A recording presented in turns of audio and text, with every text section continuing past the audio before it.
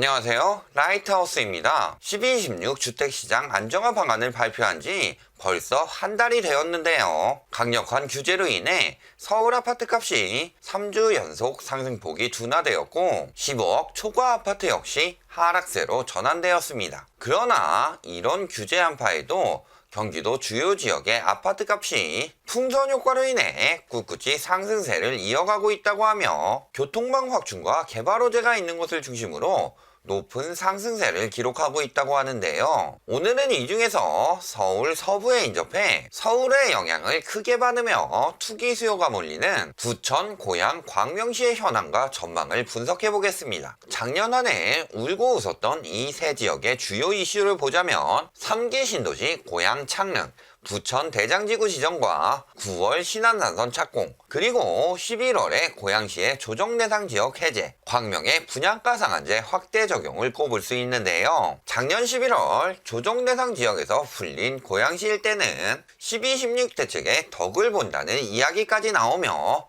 가격이 뛰고 있다고 합니다. 지난 3일 김현미 국토부 장관이 총선 불출마를 선언했음에도 총선 격전지로 분류되는 일산마저 집값이 올랐다고 하죠. 과연 이들이 이렇게 꾸준히 상승세를 이어갈 수 있을지 지역별로 현황을 하나씩 보시겠습니다. 먼저 부천부터 살펴보자면 재작년 갭투기꾼들이 몰리면서 상승세를 보이다 9.13 대책의 여파가 퍼지며 결국 매매가격 지수가 11월 104.6에서 작년 7월 103.8까지 하락하게 되죠. 하지만 서울의 상승세가 인근으로 번져가면서 7월부터 다시 오르기 시작했고 작년 말 다시 106.6까지 올라가게 됩니다. 여기에 12.16 고강도 대책 이후 시가 9억 원 이하의 아파트나 비규제 지역은 대출이나 종부세 부담에 자유로워 투기 수요가 이동하는 풍선 효과가 나타날 것이라고 하며 그 지역 중 하나로 부천을 찍어주면서 매수 심리가 죽지 않도록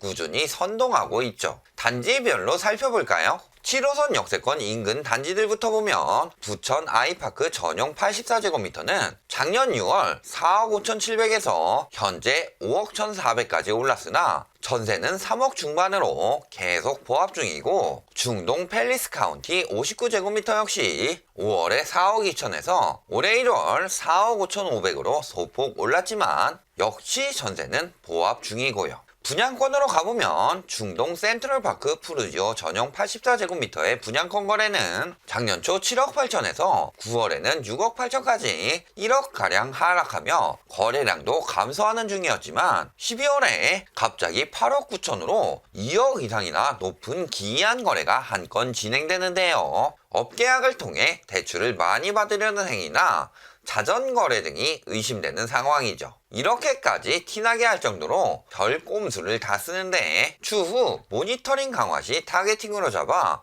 꼭 진상을 밝혔으면 좋겠네요.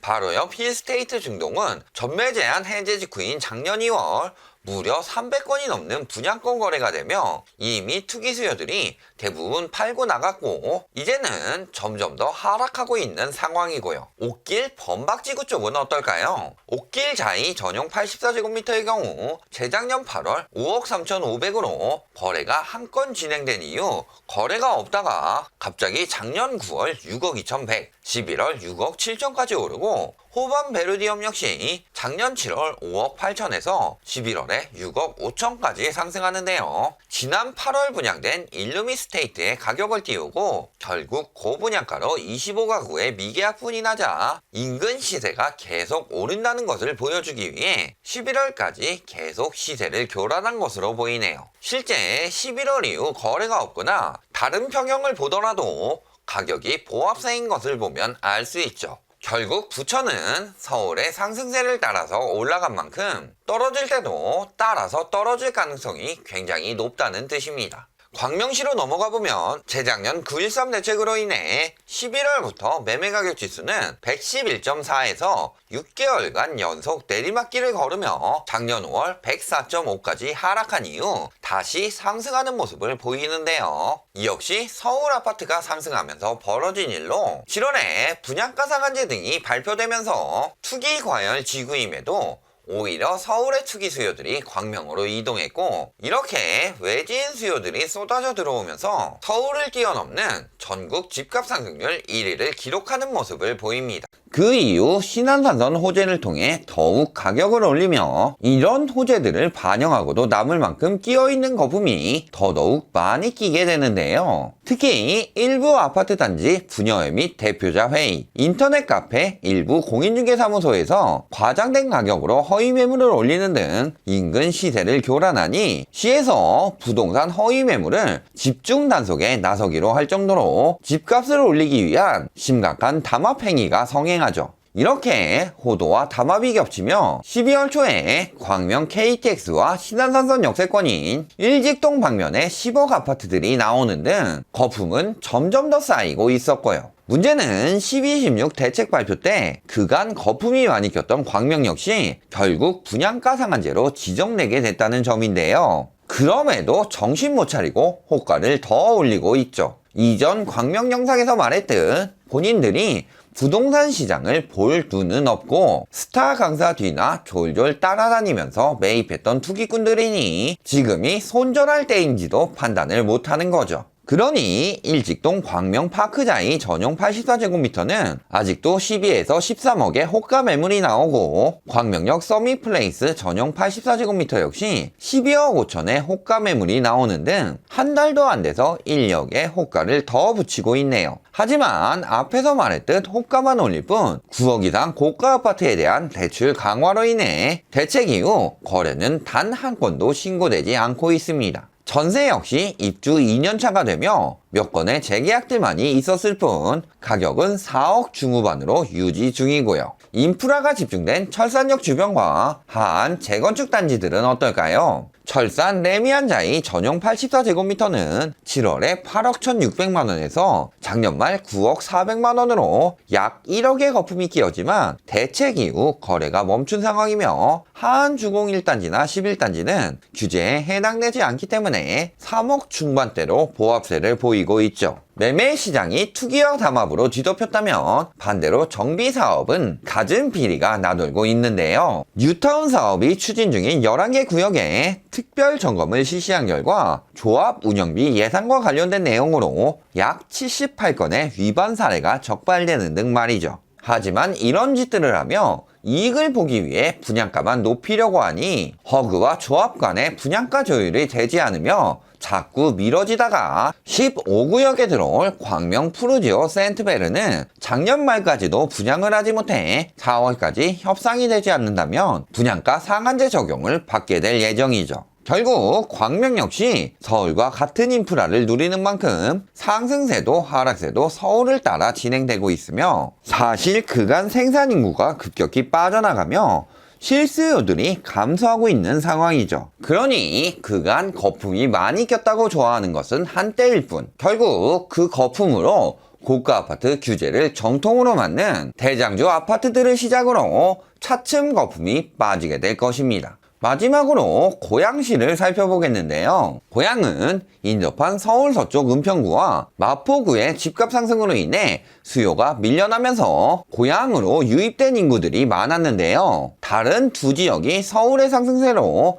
7월부터 오른 반면 고양시는 작년 10월까지 계속된 하락세를 보입니다. 스타 강사나 컨설팅 등의 말에 넘어가 갭투기 수요들이 몰려들며 올랐던 고양시는 3기 신도시 창릉지구 지정을 주민들이 반대하면서 메리트가 없다는 것이 퍼지자 투기 수요들의 발길이 뚝 끊기며 가격 하락은 이어지게 됩니다. 그러니 결국 작년 11월 국토부에서 고양시의 삼성 택시개발지구와 원흥 지축 향동 공공주택지구, 덕은과 킨텍스 1단계 도시개발지구, 고양 관광문화단지 등을 제외하고 조정 대상 지역에서 해제시켜주게 되죠. 그러자 대출 규제, 다주택자 양도세 중과 등에서 자유로워지면서 다시 투기 수요들이 들어오게 되고 결국 다시 거품이 끼게 됩니다. 이미 10월부터 조정 대상 지역에서 해제될 것이라는 소문이 돌기 시작하면서 작년 10월 363건에서 567건으로 외지인 거래량이 급증하는 등